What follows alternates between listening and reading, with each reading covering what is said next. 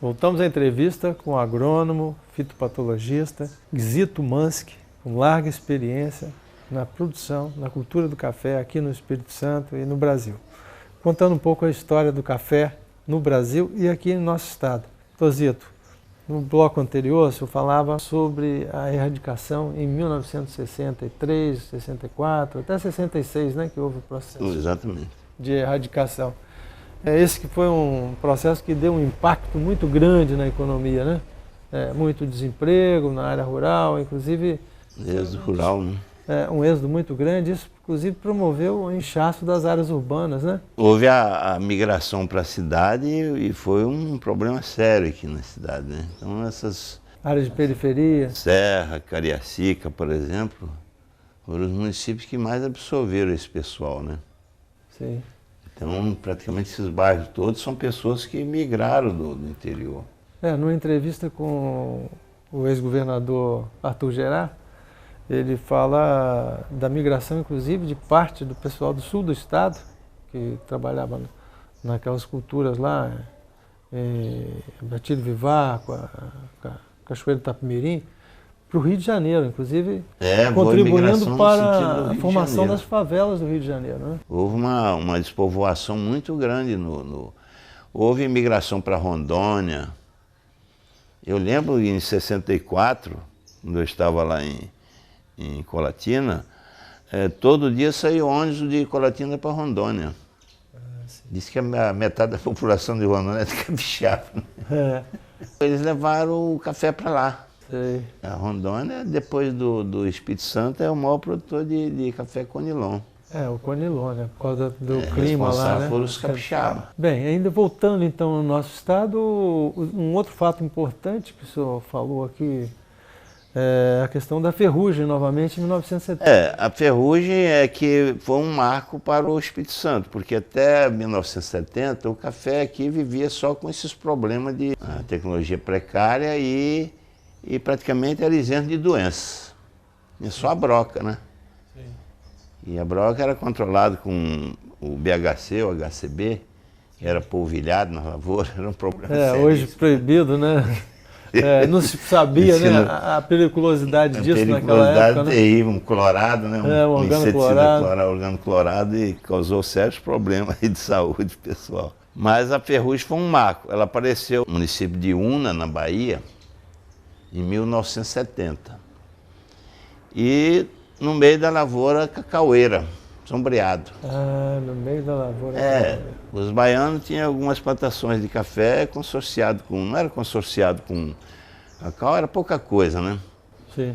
E o fitopatologista Medeiros, sim, ele examinando essas folhas de café lá, verificou que tinha ferrugem do café lá. Sim. E a ferrugem é uma doença originária lá da África, né? Já tiveram, os africanos tinham sérios problemas com ferrugem. Inclusive a ferrugem destruiu a cafeicultura do Ceilão. Houve um plano foi formado o Grupo Executivo de Racionalização do Café, chamado GERCA, com o objetivo de fazer a renovação da cafeicultura brasileira. Esse GERCA funcionou em praticamente todos os estados onde tinha café e o objetivo inicial era erradicar as lavouras do Espírito Santo e da Bahia. Estava mais próximo do... Estava mais próximo do foco do epicentro. Porque se tinha a ideia de que a erradicação matando a planta, matava a doença. Então fizeram uma barreira, cortando aqui essa parte do Espírito Santo, limitando com Minas, aqui no Rio Doce, subindo, e toda essa lavoura para essa parte aqui do Espírito Santo e Bahia seria erradicado. Então o primeiro escritório eu abri em Santa Teresa. Mas isso logo depois da erradicação de 1966. Já foi então foi outro problema. Um outro processo de erradicação. Em 70 já houve alguns plantios de café, né? Sim. Os produtores já estavam ativando novamente a cultura. Sim. Mas permaneciam ainda muitas lavouras que não foram erradicadas, né?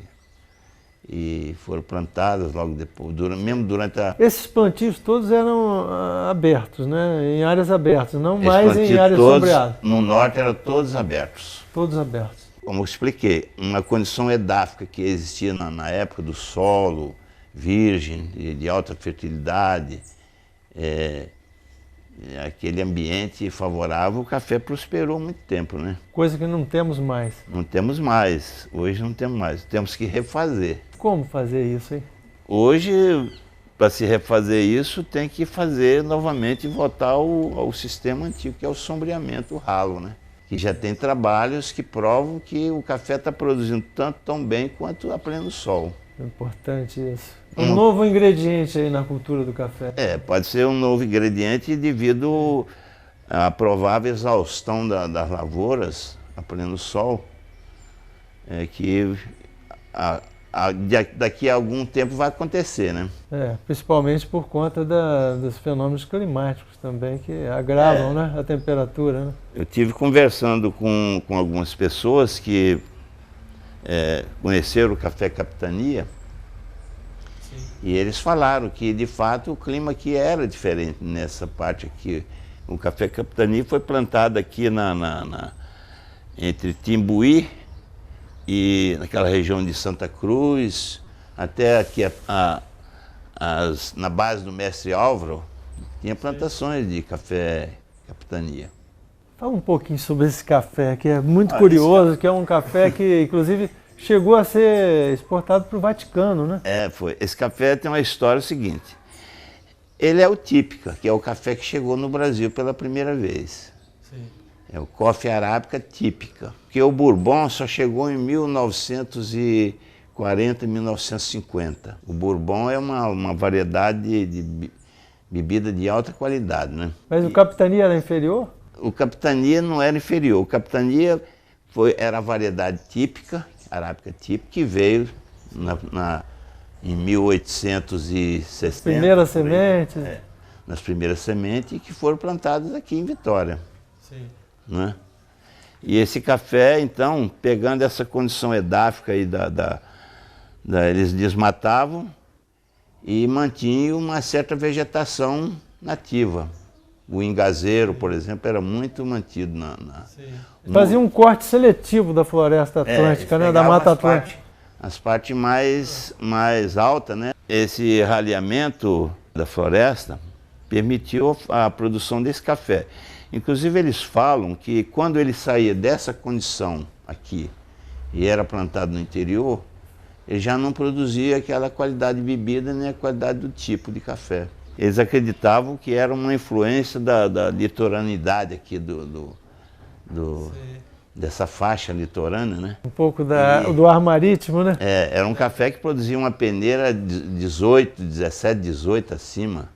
Era um grão grande, esverdeado. Agora, recentemente, fazendo uma reportagem para a TV Ambiental também, no Parque da Ponte Grande, nós identificamos um plantio que ainda sobrevive abaixo da floresta, que era do Barão de Monjardim. Sobrevive. Nas florestas dessa região, se fizer uma varredura, vai ser encontrado essas plantas. Elas permanecem, o café é perene na floresta. Que interessante. Então aqui, de fato, eu andando aqui nesse Morro da Torre aí, que era propriedade dos varejão, a gente encontrava plantas de café. Café Bourbon ou essa variedade? Não, o café Bourbon não era, porque o café Bourbon entrou em 1940, 1950, no estado de São Paulo. Sim. Né? Então bem Bourbon, mais recente, né? Do Bourbon, o Bourbon foi cruzado com o Sumatra, que apareceu na Bahia, outra variedade arábica. O Sumatra era plantado na Bahia, mais próximo da cidade, naquela região mais próxima. Surgiu o Sumatra na Bahia, que cruzou com um cruzamento natural com o Bourbon e deu o Mundo Novo. Aí que aparece em 1940, 1950, o Dr. Alcides Carvalho. Fala um pouco sobre ele. O maior geneticista sobre café foi o Dr. Alcides Carvalho. Então o Brasil e o mundo cafeiro tem uma dívida imensa com o Dr. Alcides. Qual foi o trabalho dele? Ele selecionou esse mundo novo, que começou a substituir a cafeicultura do típica, né? Sim. E foi com grande sucesso. O Mundo Novo alavancou a produção em São Paulo, né? Na década de 50, 60, daí a grande produção, como nós já tínhamos falado. Sim. E o café migrou para Minas Gerais também, nessa mesma década, né? Então Minas ela aderiu ao plantio do café Em depois 1800, não, depois de São Paulo. Depois de São Paulo. São Paulo foi para Minas. Aí tem aquela história dos barões do café de São Paulo e do café com leite, né? Sim. Que os presidentes eram alternados de São Paulo e Minas Gerais. Minas Gerais, né? Que eram os barões do café. Os barões do café, exatamente. Naquele período de 1900, no início de 1900, né? Sim. E houve muito, quando houve aquela quebradeira em 1929, houve muito suicídio em São Paulo, fazendeiros suicidaram, ficaram pobres, perderam tudo, o café não tinha preço. E a base da exportação do Brasil era o café, né? O café passou a ocupar o lugar do açúcar desde 1860, né? 1870 por aí.